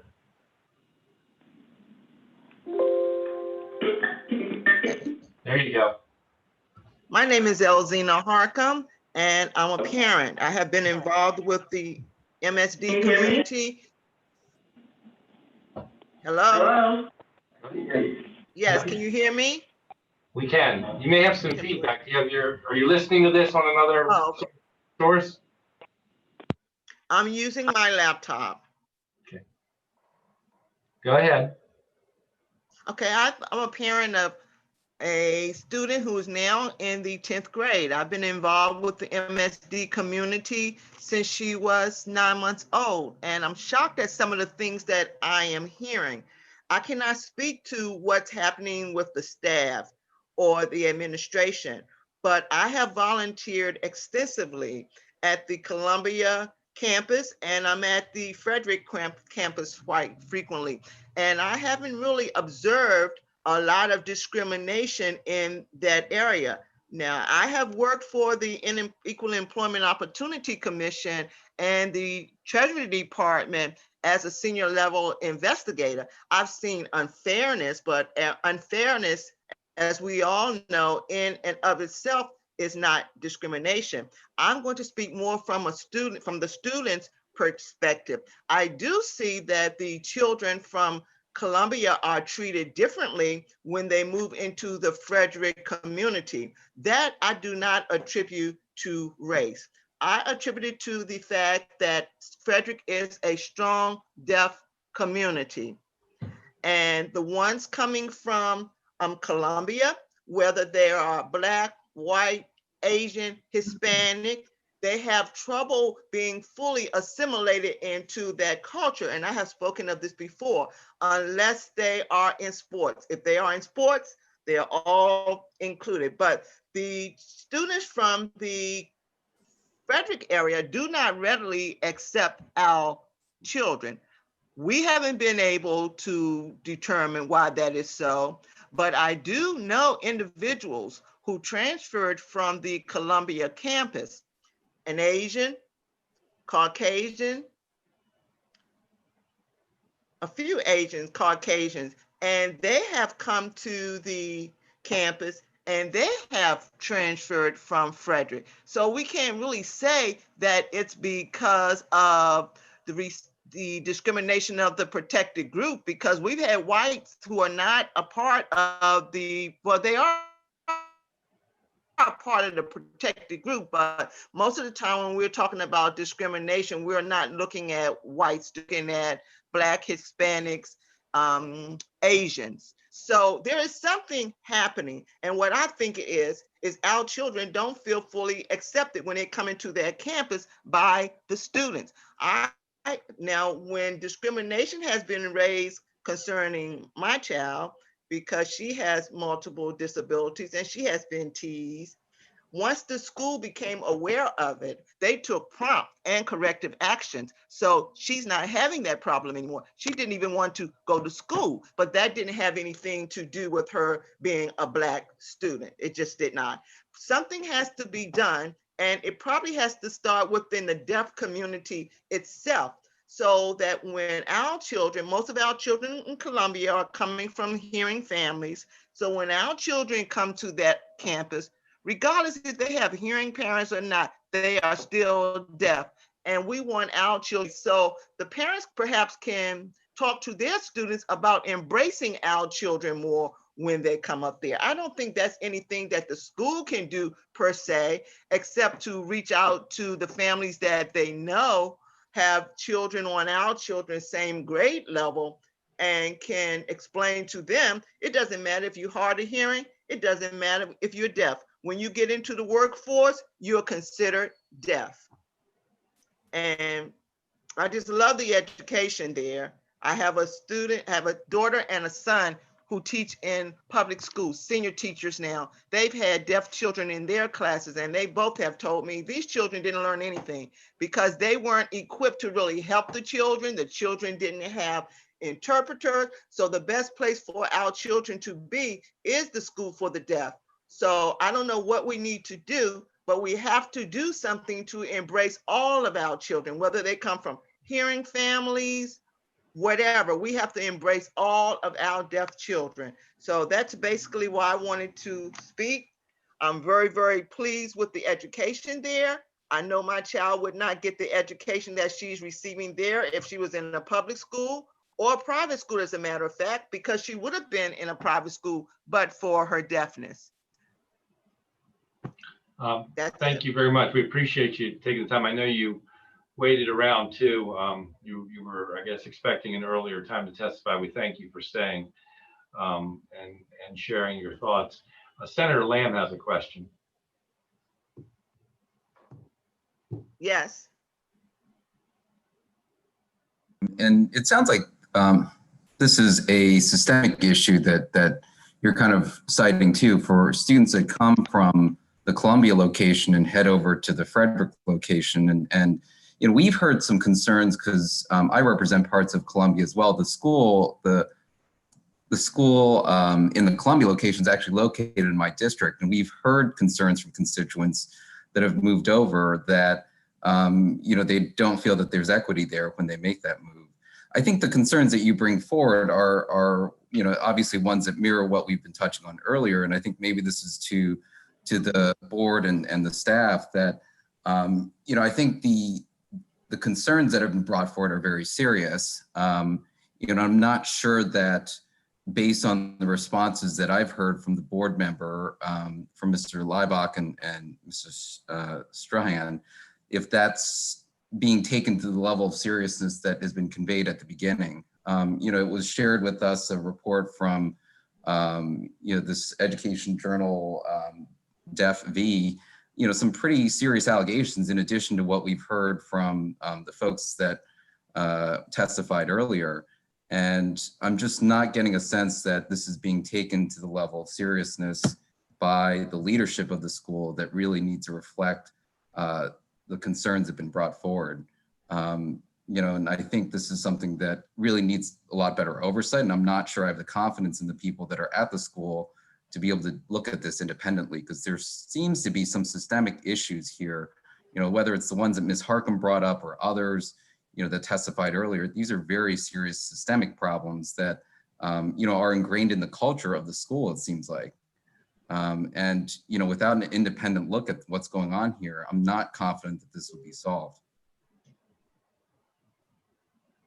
Well, I was a systemic investigator as well, but one of the problems we have is the parents from this area, the Columbia area, they will not address their concerns. They won't come to the meetings. They won't come to the PTA. They will talk amongst themselves, but they will not get involved. And it's very similar on the Columbia campus too, because I have been a member of both PTA meetings. It's the same thing there. The parents will talk among themselves, but they will not bring their concerns forward. So if the parents don't bring their concerns forward, now I will bring mine forward, but if the parents don't bring their concerns forward individually or as a group, then how is the administration to know really what is happening amongst the students? There's a lot of unfairness, but unfairness is in the world. But parents have to be willing to speak up. If their children come home and say X, Y, and Z, they need to come and check and see if this is a valid concern. So the first thing I would say is to try to work with the parents, especially in your district. You say you're in Columbia, because that's where most of our younger children start who transferred to the Frederick campus. And rather than complain, they just move their children to the public school system. And for us who have deaf children or work with deaf children, we know that our children are not getting everything that they need to get in the public school. Thank you very much. Last to testify is William Bowman. It looks like, Mr. Chairman, there were a few folks that wanted to say something too. Is that? Yeah, Senator Bailey, I believe, had the question. Oh, I'm sorry. And some of the other folks on the panel, it looks like, also had their hands up. Yeah, I don't know that we're going to take Okay. more comments from the panel, but we would certainly, if there are questions from senators, absolutely.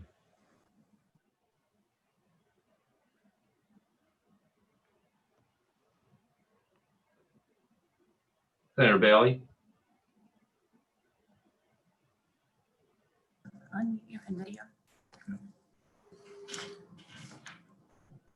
Hello, Mr. Chairman. I have just a quick question for Dr. Desmond or Mr. Flowers. The thing that we have all learned, and I hope in the legislature we continue to learn about this, but in many schools, there's a culture that to keep everything in-house because they have a fear of that negative connotation about their school. And I think that what we heard today was the parents advocating for their children and those concerns that they keep time after time not being addressed. And I feel that these situations are often swept under the rug. I think there should be some type of oversight component. And I would like your thoughts on that when we talk about the administration and the superintendent and their accountability. And I think it needs to be from outside MSDE parameters. I agree with you. And I think that after this hearing today, and certainly after a lot of the concerns about this discrimination practices are being dismissed by people who seem to be close to it, it certainly needs to be a third party to oversee any process to review the challenges in the school system from K until 12.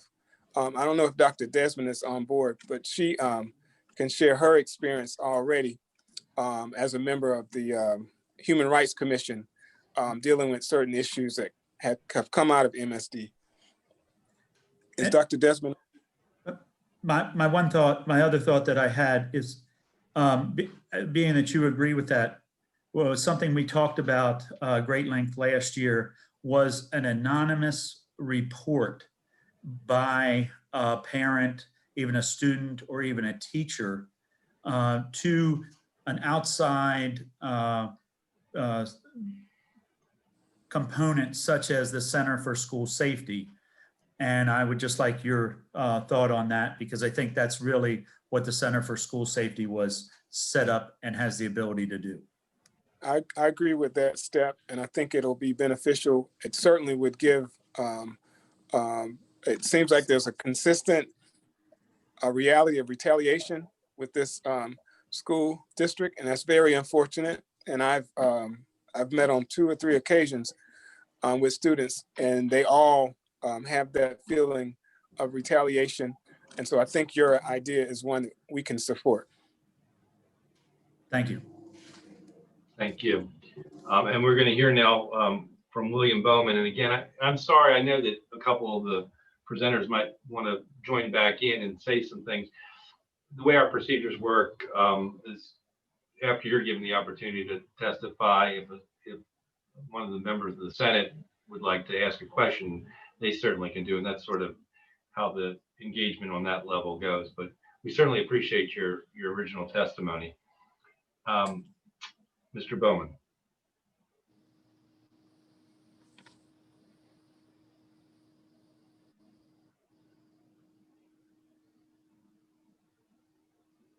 Hello, Chairman Guzon and committee members of the Budget and Tax Committee. I appreciate the opportunity to be able to come before you today and talk about the Maryland School for the Deaf. My name is William Bowman, and I graduated from the Maryland School for the Deaf in 1973. My family moved to Maryland from Pennsylvania so that my siblings and I were able to attend the Maryland School for the Deaf. My father, my uncle, my brother, my sister are all graduates of the Maryland School for the Deaf. I also have served on the board of trustees for the Maryland School for the Deaf for 8 years. I believe that was about 15 years ago at this time. Today, I've decided to testify because I believe in MSD. MSD is more than just a school. It is a community as well. It's interwoven as a part of the culture. And a Maryland School for the Deaf is a big part of the community, and the community is a big part of the school. And it's like a home away from home to many.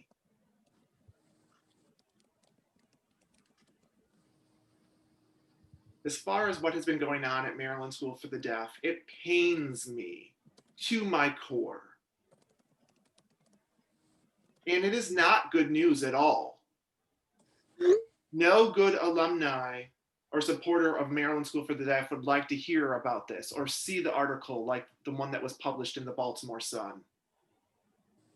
And the Maryland School for the Deaf just celebrated its sesquicentennial anniversary just 3 years ago.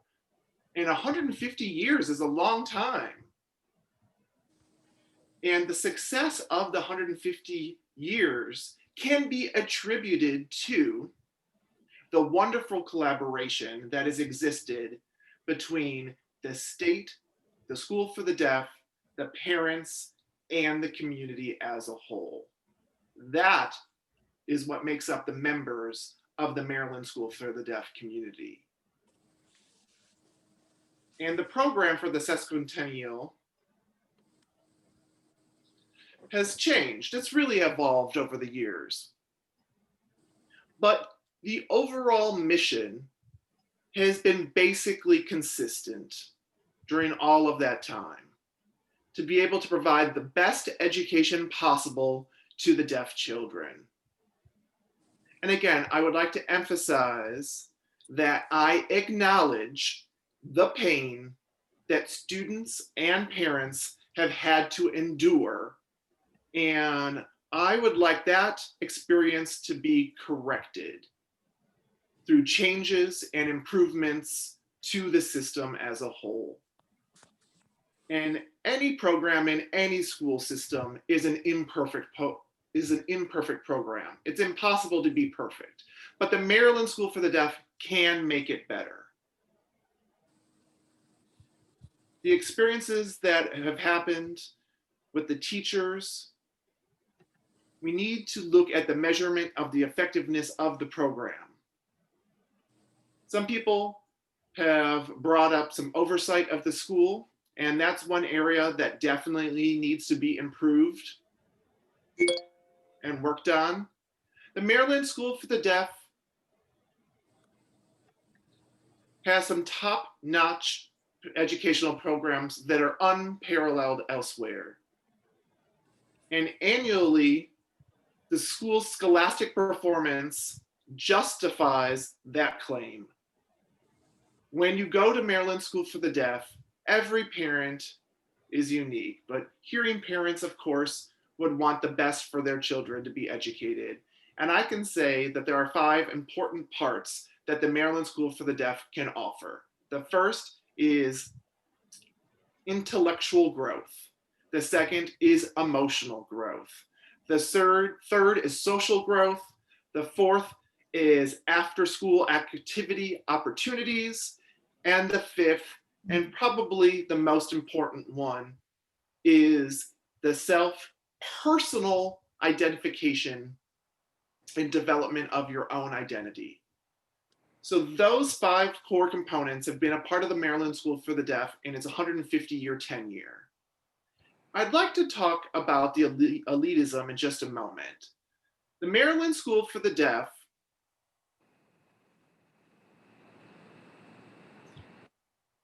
I've seen other schools for the deaf, and I do feel like Maryland School for the Deaf does represent the fabric of the state, and not just the state, but the country as well.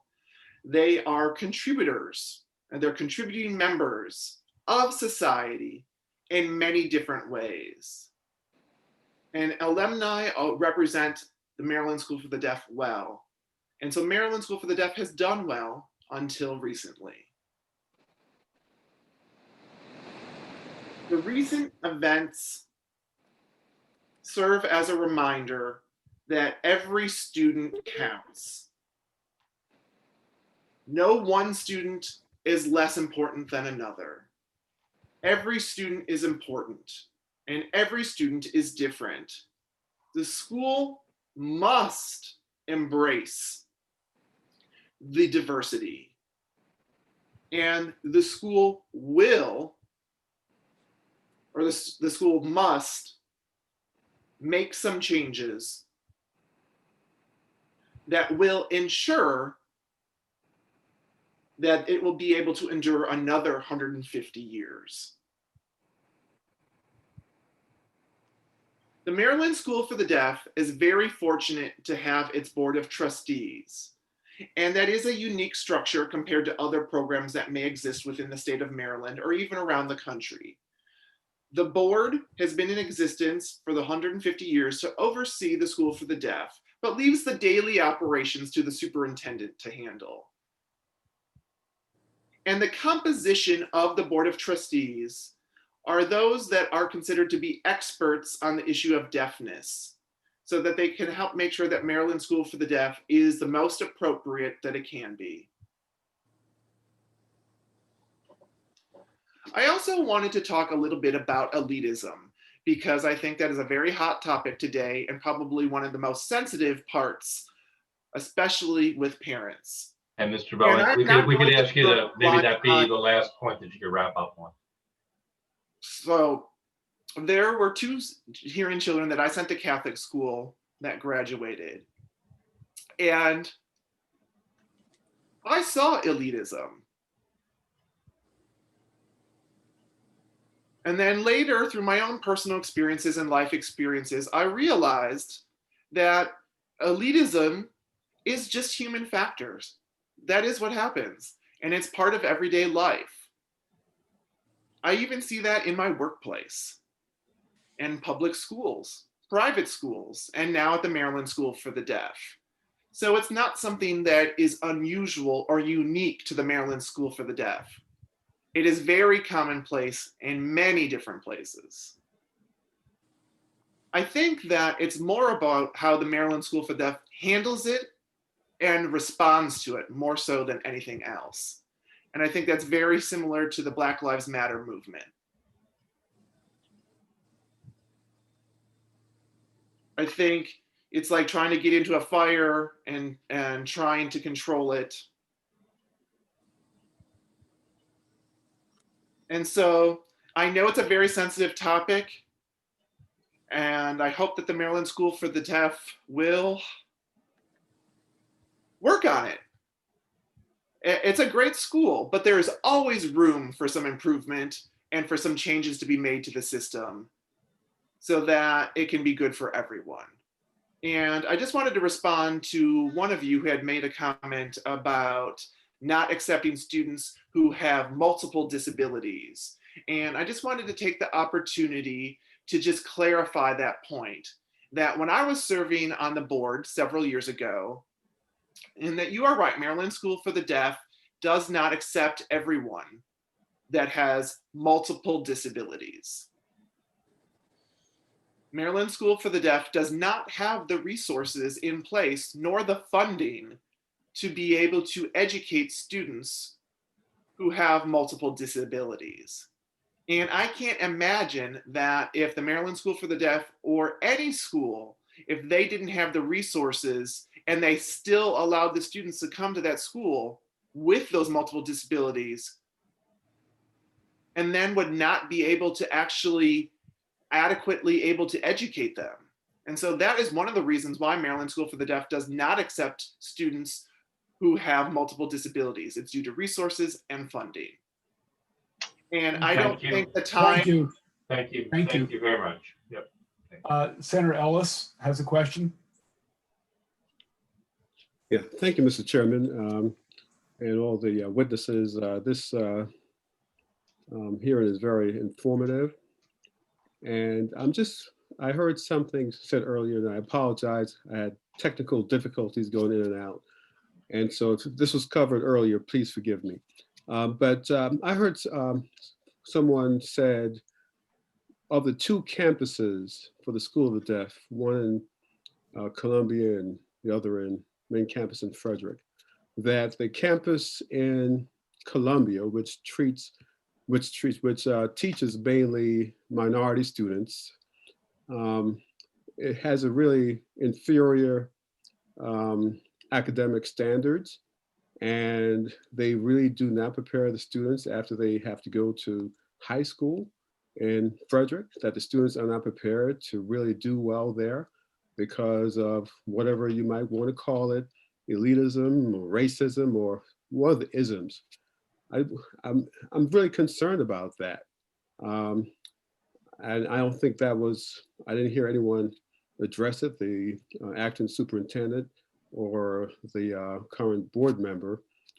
So could either the board member or the superintendent, Mr. Strahan, address that issue as far as the systematic difference in quality of education at the two campuses? Go ahead, Mr. Strahan. I have a team of people here to help me out. As interim superintendent, I don't know a lot. I am at Frederick campus for a long, long time, but I've not worked a single day at Columbia until this new role. So maybe somebody either, I've got two people, either Daniela, who is the current principal, or Jen Ortiz, who is the former principal of Columbia, could speak to that. Perhaps Jen, actually. Jen now works at Frederick, so she has a better view on the difference between Columbia and Frederick. So let's try to get Jennifer Ortiz into the room.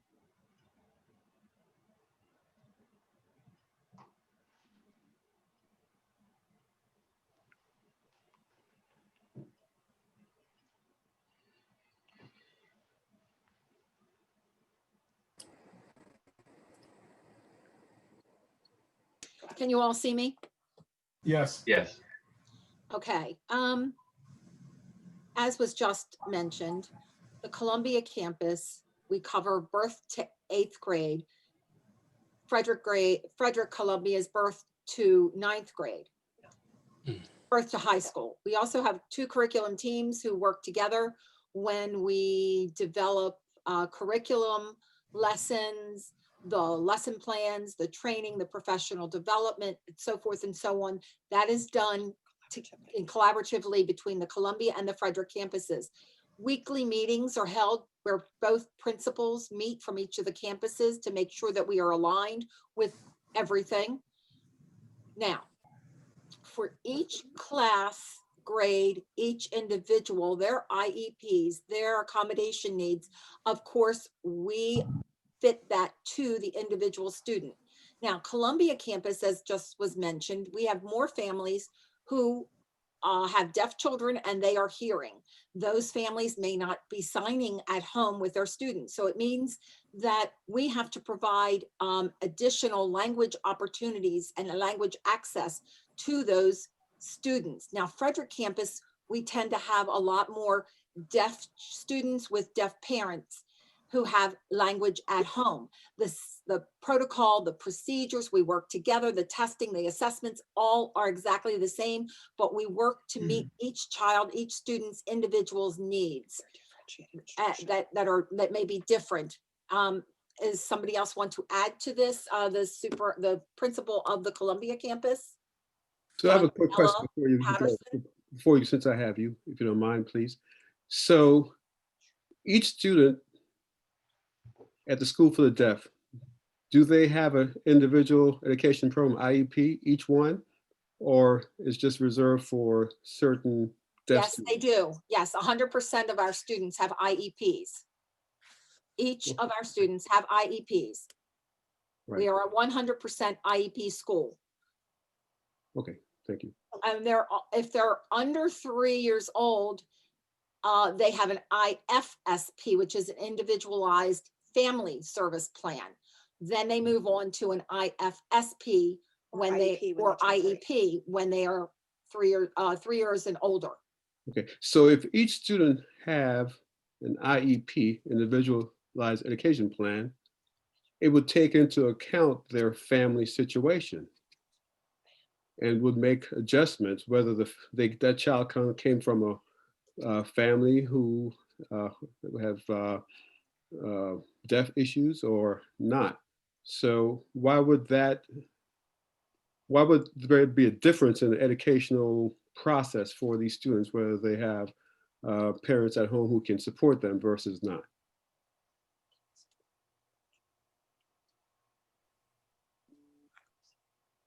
I'm sorry, but I need clarification on, you're saying different education processes. The processes are exactly the same. The admissions is the same. There's one team for both campuses. So I'm trying to clarify what it is that you mean by different processes. Well, I thought I heard, correct me if I'm wrong, I thought I heard that if certain students have too many disabilities, then the school look down on accepting that student. Or if they accept some and some additional issues develop, you might not be equipped to handle those students, and therefore they might fall through the cracks.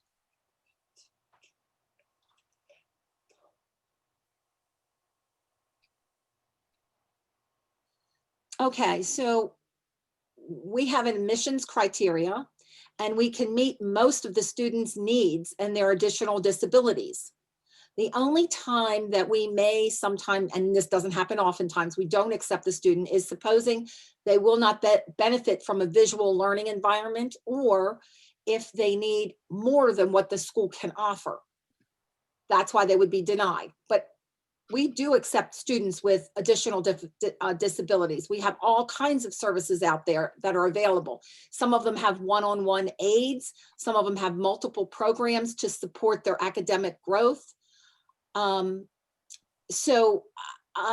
we accept many students with additional disabilities. We have variations, like we have essential life skills classrooms for students who have autism. We have other classes that have additional supports. We have one-on-one aids. Many of them are mainstreamed into the regular classroom. We customize our educational program for each individual child to ensure that they thrive in their learning style. Well, thank you. I won't take up any more time, but there's a little disconnect with what I heard before what you just said. But anyway, thank you, Mr. Chairman, for this opportunity. Thank you, Senator. Thank you. Okay, I don't see any other questions from senators, and that concludes the list from today. Chairman Pinsky, did you have any last comments?